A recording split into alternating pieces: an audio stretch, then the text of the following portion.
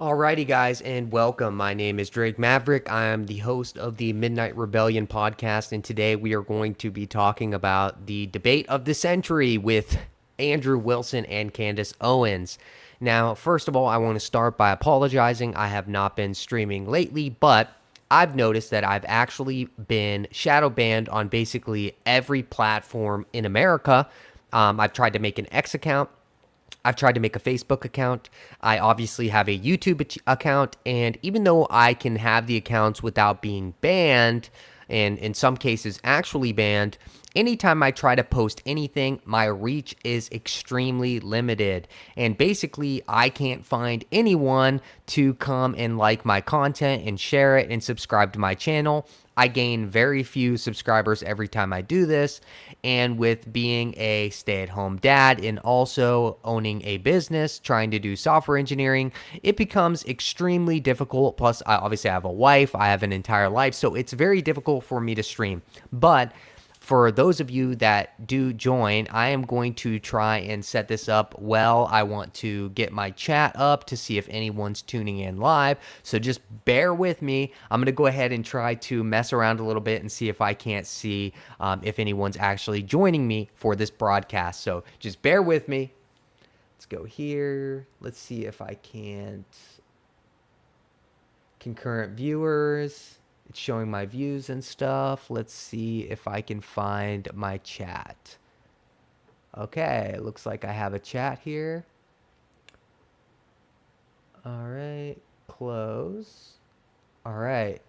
All right, I think this is my live chat. So I think everything is working as expected. So I'm just going to start and then hopefully people join. Let's go here. Let's just write something in the chat.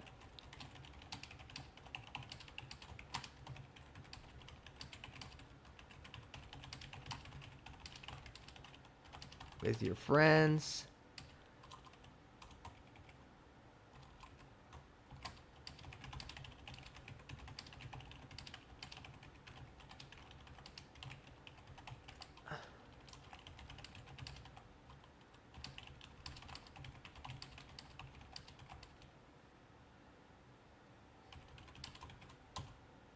Awesome. Let me get a drink real quick.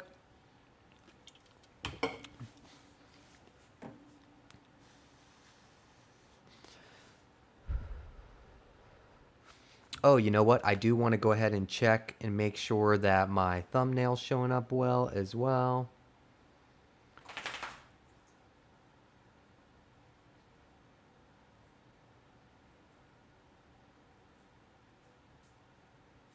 Yes, perfect. My thumbnail's working. It's showing that I'm live. Let me just click here.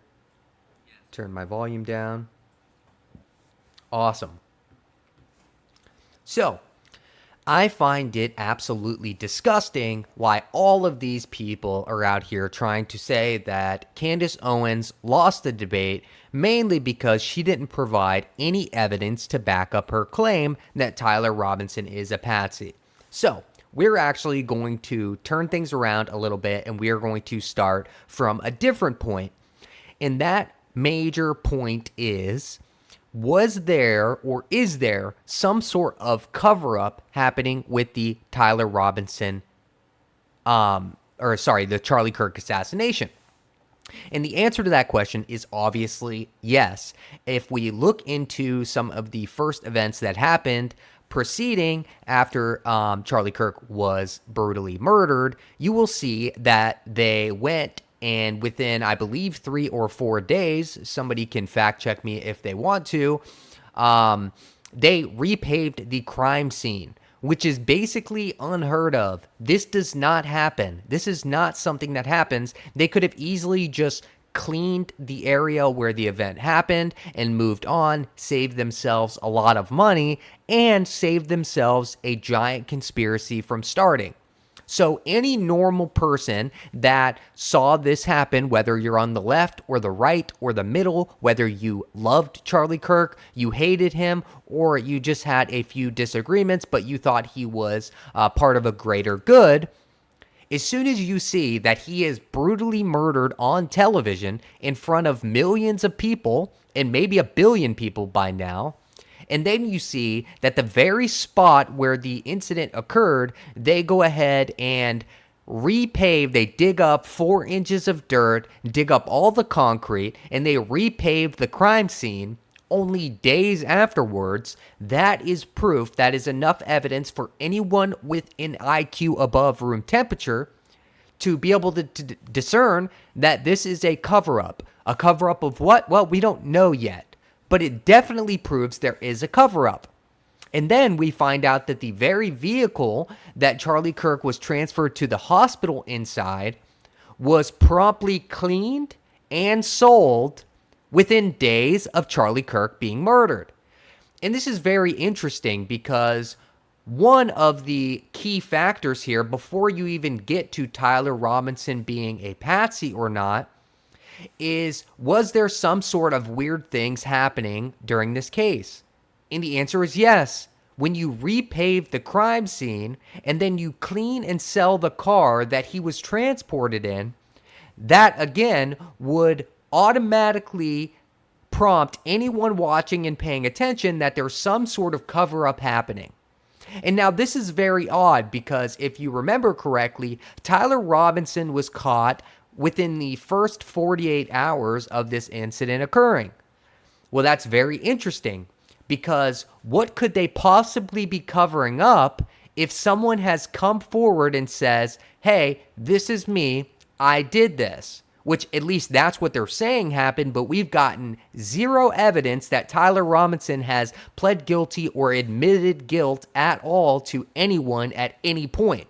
We just have the admission from a police officer and an undercover detective, which we actually have never seen him come out and say it, that Tyler Robinson admitted to this.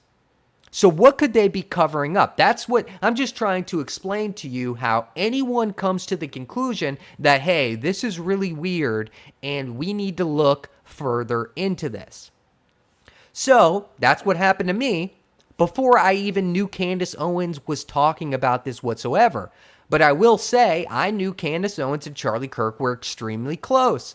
She's the first person, and I was not following Candace Owens leading up to this. I followed her when she first got big in like COVID years, 2020, 2021, but I wasn't actively involved in politics. But I knew Candace Owens was going to come out and say something. Now, I had no idea where this was going to go, but I knew that this seemed fishy. Same thing happened with Candace Owens. So there we have 2 pieces of evidence, positive evidence, as Andrew Wilson would say, that there is some sort of cover-up happening. So once we get to that point, now we have to ask ourselves, what could they possibly be covering up? I mean, this guy has come out and admitted it. So why would they have to do all these shady things to cover it up? Well, now starts the speculation. First of all, not only did they do all these shady things, you also have people from Turning Point USA coming out and, I should backtrack a little bit. Candace Owens actually came out with like a tribute to Charlie Kirk, where she mentioned no conspiracy whatsoever. She was just in remembrance of Charlie Kirk, telling stories about Charlie Kirk, that she loved him, that they were very close, and just saying, just a really nice thing to do for someone that you spent so much time with who is now dead at a very early age. And then Turning Point USA comes out of nowhere and just says, Candace Owens is lying. Lying about what? Well, that Charlie was considering Catholicism at all. Well, that's really weird, right? Like, why would Candace Owens lie about that? That has nothing to do with anything. That's just something she mentioned very quickly in her tribute to Charlie Kirk. So then Candace Owens is like, wait a minute, that's not a lie. I'm telling you guys the truth here. Let me show you guys the truth. I'll show you the proof right now. So Candace Owens obviously drops receipts. And instantly she's like, why would they do this? This is so weird. But she didn't think too much into it. But then we got Netanyahu. which, I mean, I would say 80% of the United States is not a fan of Netanyahu, and probably 60% of the United States would love to see Netanyahu killed himself, because he is obviously a very evil man with evil intentions. He comes out and says, I didn't kill Charlie Kirk. And everybody's like, wait a minute. Why did you come out and say that? Nobody said that you killed Charlie Kirk. And nobody even thought it. But now that you mention it, what the hell is this? You see, it makes no sense. So I don't know why Andrew Wilson and the rest of these idiots are online trying to pretend like there's no valid reason for why Candace Owens started asking questions in the first place. That's just ridiculous. There was obviously valid questions that Candace Owens had. So then she waited. She got some information from one of her sources that Charlie Kirk was turning on Israel. And she had proof of this. Not to mention, she had a private correspondence with Charlie Kirk a little while ago when the whole Ben Shapiro and Candace Owens breakup was happening, when Candace departed from the Daily Wire, with Charlie Kirk literally calling Jewish people a slur by mentioning that he's part of the tribe, which is like a well-known Jewish slur, and saying that he basically told the Jews to F off. Stop attacking Candace Owens because she wasn't doing anything wrong. And then she said that Charlie Kirk was turning on Israel. And then guess what?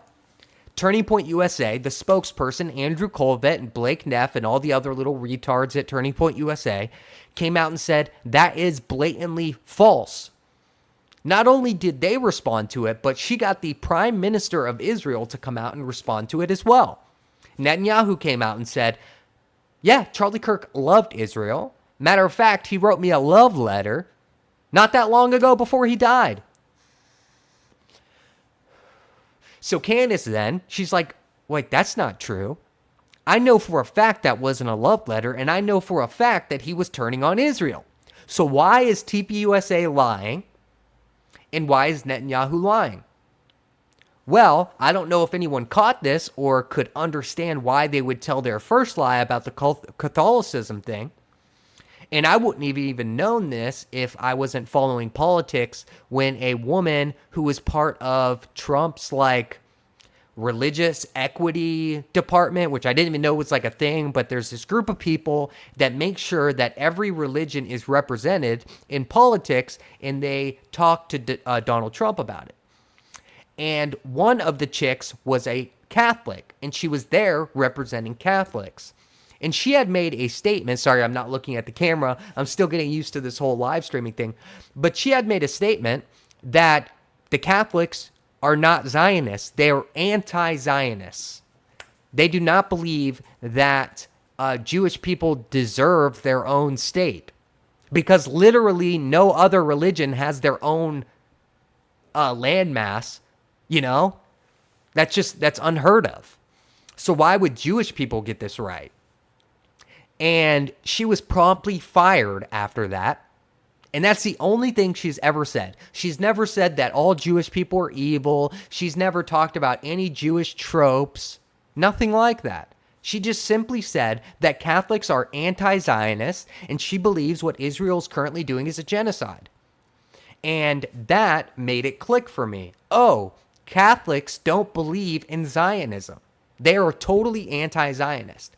So it makes a lot of sense why Turning Point USA would come out and say that Charlie was never considering Catholicism, because that would deeply hurt their narrative that Charlie was just this love Israel, love Jews, never had a bad thing to say about them, because it's just patently untrue.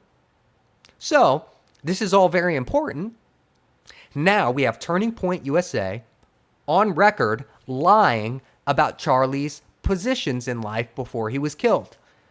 Well, that's very interesting. You can say whatever you want, but I know from personal experience, just being alive on Earth, that in order for someone to lie about something, they have to have a reason to lie about it. And what reason could they possibly have for lying about Charlie Kirk? He is dead. He cannot stand up and defend himself. You're supposed to be you're literally the voice of Turning Point USA, and you have the nerve to come and lie about a position that Charlie had after he can no longer speak for himself? That is the most disgusting thing I've ever heard of, and he should have been fired immediately following that. And you would think Erica Kirk, who is the wife of Charlie, would come out and say, hey, this is not cool. Sorry, had a burp there. This is not cool, Andrew. Why would you come out here and say that? Charlie was definitely considering Catholicism. He loved the Catholic Mass. And you shouldn't be lying on my dead husband's name. But instead, Erica Kirk did not do that. Just absolutely disgusting. So there is enough reason right there to know something's off. And then Candace gets a source, and it's actually Andrew Colvett himself who shared a text message to the FBI, in which everyone's seen it now. Let me go ahead and try to pull that up so I can take a break here and hit a smoke.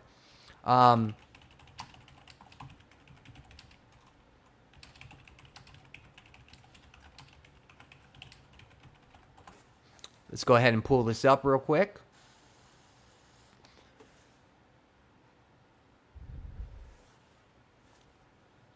All right, and I'll try to zoom in here so you guys can see it. Oops. All right. Hopefully you guys can see this here. I'll zoom in a little bit more. Just lost another huge... Oh, this idiot, stupid piece of crap website. Just lost another huge Jewish donor. $2 million a year because we won't cancel Tucker. I'm thinking of inviting Candace. Now, that first message is huge. Not only is this saying that, he's mad about these Jewish donors, but also that he clearly still has a very strong relationship with Candace. I'm thinking of inviting Candace. And then some idiot says, ugh. And then Charlie Kirk comes out and says, Jewish donors play into all the stereotypes. I cannot and will not be bullied like this, leaving me no choice but to leave the pro-Israel cause. Now, do you think someone of Charlie Kirk's stature would just come out and say something just to say it? Look at this ridiculous website. I would never click on anything from them because of this garbage. No, he's not just going to say this because he's a little upset. He said it because he meant it. And these are very important people that he's saying this to. And now look at these haters. You can tell they hated Candace from the very gate. Please don't invite Candace. That might feel good short term, but it's not good long term, in my opinion. Like all groups, you're going to get that wide variety of opinions. That nasty free will thing that God bestowed on us makes life frustrating at times. After the dust settles a bit, let's see if there's any more. Nope, I don't see any more, and I'm getting the heck off this website. So, now we know that Charlie Kirk was definitely turning on Israel. Without a doubt, no question in my mind, he was turning on Israel. Now, why is this important? Well, because this was 2 days before he was murdered. Okay? And now that we have established that there's clearly a cover-up happening, now you get to, well, who has the motive to want Charlie dead? Obviously, the left has a motive to want Charlie Kirk dead. That's a no-brainer, okay? But who else? Well, who's going to inherit this giant organization that he is leaving behind? Well, his wife is going to be left behind millions of dollars and have a controlling stake in the largest right-wing conservative just powerhouse in the United States. Who else is going to get left behind this? Obviously, all the board members, Andrew Colvett, some of those other shady characters like, Blake Neff, and I forget the names of the real shady people that are also involved in like Turning Point USA Faith. But you start looking at who has a motive? Well, I guess Israel would have a motive. And my evidence for that is that, one, if America turns on Israel, like all the way turns on Israel, and says, we are actually cutting all ties, there's no more pro-Israel, there's no more dual loyalty, you can't have a dual citizenship and work for the government, you're no longer allowed to participate in politics whatsoever, we're cutting off all funding to Israel whatsoever, and we will no longer defend you in the case of somebody invading you or starting a war with you. Israel can't let that happen because they would cease to exist. So Israel has a huge reason to say, hey, this guy can't be out here saying this about Jewish people or about Israel.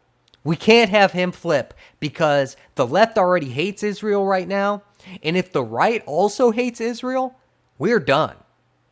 Okay? So that's a huge reason. And then you have all of the pro-Israel idiot conservatives that are in the United States, like Ben Shapiro, like some members of Congress. I mean, when you realize the scale of Israeli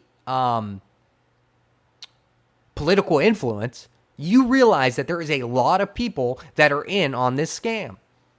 Imagine how many people that are in high up positions in the government are getting rich off of their never ending support for Israel. Because believe me, when they're out here collecting money from Israel to vote to send Israel more money so that Israel keeps giving them money to keep voting for them, well, that sounds like a scheme. That sounds like it's against the law, because it is. But when the very people that are in charge of enforcing the law are complicit in the crime, who's going to arrest them? No one. So there we go. We already have proved without a doubt, with positive evidence, that there has been a cover-up, that there is good reason to believe, or that there is a motive for a bunch of different people. And now we get to the crux of the position. Well, now that we know all of these other things that have come forth, like Erica Kirk going out and lying on national TV, saying that Charlie Kirk did not send a text message the day before he was assassinated, saying that they're going to try and kill me tomorrow. It's just a blatant lie. She not only said that, she said that she has his cell phone, meaning that she's heard the rumor, she's went onto his cell phone, she's looked. It's very narrowed down. How many text messages could this guy have sent the day before he was assassinated? Not that many. Probably take 15 minutes to look through all the text messages he sent on that day. She comes out on national TV and says, that's not true, that didn't happen. Oh, well, you're suspect number one now. I mean, duh. You're obviously complicit in this cover-up. Not to mention, at his memorial, you came out and said you forgave him, which implies that Tyler Robinson's guilty, but he's never even been to trial yet. He's not been found guilty. No. It's absolutely ridiculous.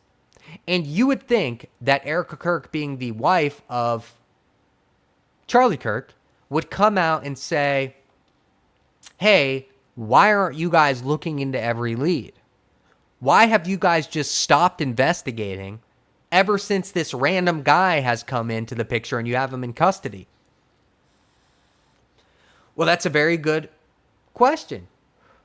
But she has not come out publicly and criticized anyone. She has not criticized her own organization, who's been peddling lies about Charlie Kirk. She's not criticized Donald Trump in his disgusting answer to when a reporter asked him, did he hear about Charlie Kirk being killed? He basically said, oh, that's horrible. By the way, have you seen this nice new ballroom we're making in the background? Just disgusting. She's not criticized the CIA, the FBI, not any specific members of the team that did some very shady things. So let's talk about, we've already proved there's a cover-up, and we've proved that a lot of these individuals have motives. Everyone that Candace Owens is pointing the finger at, metaphorically, because she's just asking questions of them, but she obviously thinks in her own mind that they're involved. Oh, sorry, I'm real fired up right now. I need a drink. Thank you, whoever is viewing my stream right now. That's awesome. It is crazy that I only have one viewer right now. This is like one of the most hot button topics on the internet. And I can't get YouTube to promote it whatsoever. Nonetheless, we proved they have motives. Now let's talk about some of the other weird things. If you analyze the footage for the moments leading up to Charlie Kirk being killed, and then the moments directly after Charlie Kirk being killed, well, you have a few people signaling, part of his security team, seems to be counting down to the very second that Charlie Kirk is shot. I say shot because I don't believe he was shot. And if he was, it wasn't from a 30-06 with Tyler Robinson.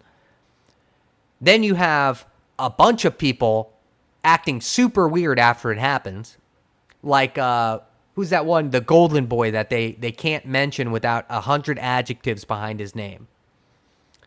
I'll think of his name in a second, but he just instantly turns around, puts his phone to his ear, and starts walking away. He doesn't look at Charlie Kirk. He doesn't make sure that he's not going to be shot next. He's not paranoid looking around.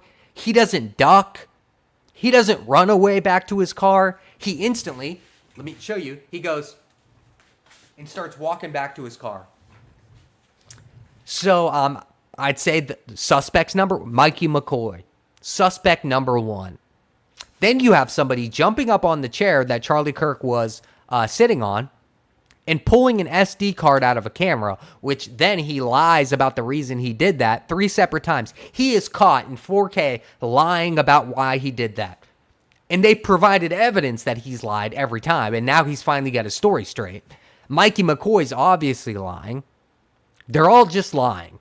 And why would they be lying unless they were complicit? There's no good answer.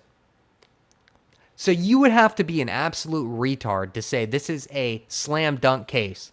Well, this is just closed. Tyler Robinson's guilty. Period. Now, to the actual debate. Candace Owens was paid $300,000 to sit down for 2 hours with Andrew Wilson. And in that contract, it's very important to know this, in that very contract, it's basically set up to where for the first hour, there's 2 hours, first 2 hours. 1 hour is Candace proving her. Second hour is Andrew Wilson proving his. And then the third hour is basically Andrew being allowed to ask questions to Candace Owens, and she's not allowed to ask questions back. And that's why you see the very viral moment where she says, "Can I watch a question?" And he says, "No, not really. We're just going to stick to the contract." He's so disgusting. Disgusting retard. Nonetheless, she's not given a moment in this debate at all to explain all these things that I'm explaining to you. But they're going to come back and say, well, this debate proves she has no evidence. Even Andrew himself said it live. And that's just not the truth. She was not given an opportunity to provide evidence because the moment she even started, he cut her off and said, "That's not positive evidence. There's no positive evidence. Positive evidence." Just an idiot. Nonetheless, anyone who's actually been following this at all and watching Candace Owens every day, Monday through Thursday, for the last few months, knows that there's evidence. PPD could go look for himself and see that she's presented a ton of evidence. Andrew Wilson could go watch her show himself and find out that she's provided a ton of evidence. Nonetheless, the debate was dumb.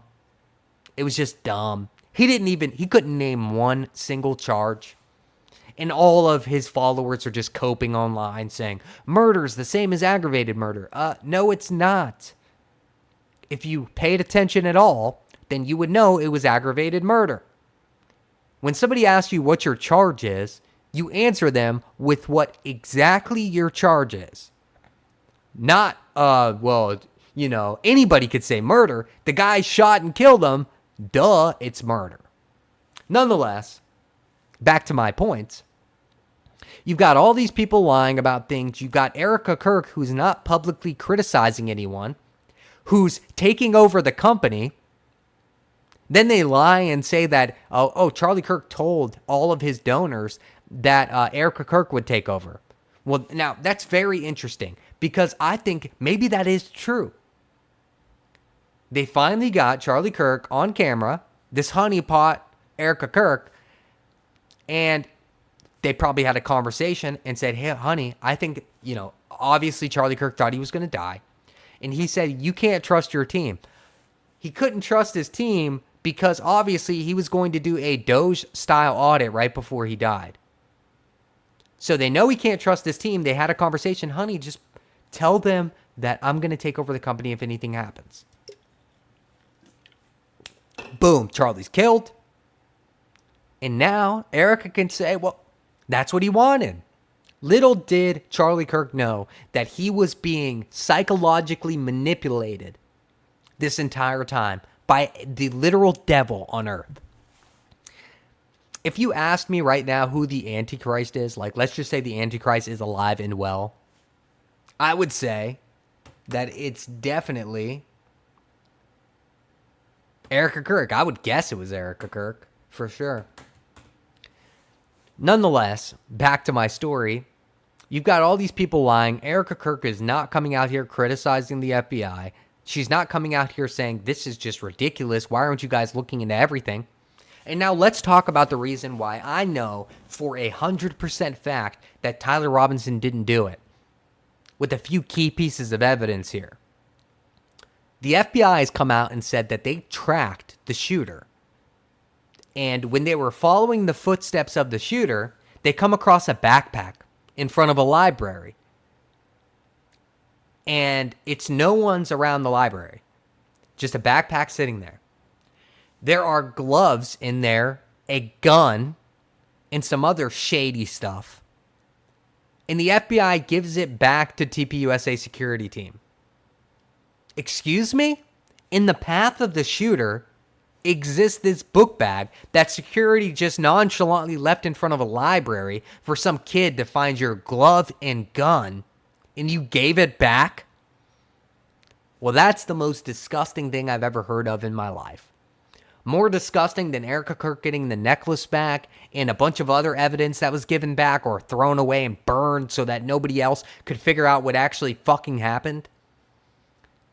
But now you have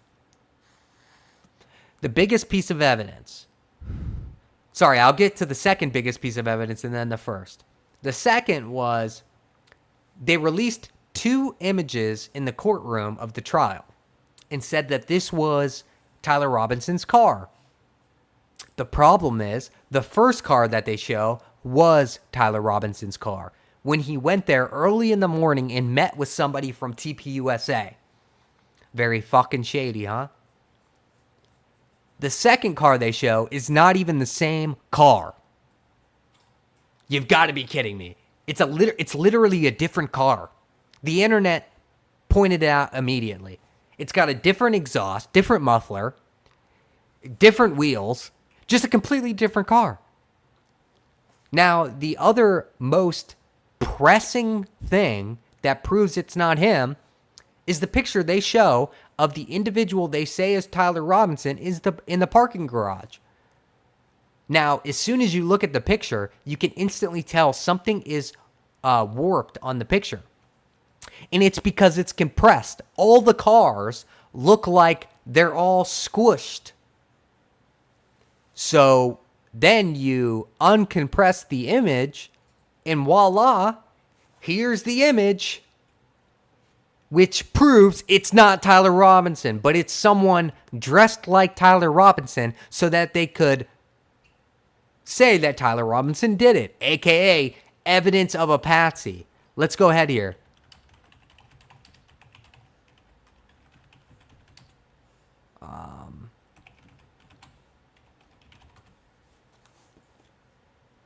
Let's see if I can find the uncompressed image now. Yeah. Look at this. Unbelievable. Here's the compressed image. Look at the cars. This is so ridiculous. Look at this. Look at this car. This doesn't even look like a real vehicle. Why? Because it's compressed. It's obviously compressed, making this guy look real thin. Because guess what? Tyler Robinson is extremely skinny, and he's like 5'10". This guy's obviously over 6 feet. You can tell just by this image. But let's go ahead and look at the uncompressed image. I can't tell if this is it because it's zoomed in. Yeah, it's going to be tough to tell. But look at this guy. Okay? Skinny, scrawny. Look at this guy.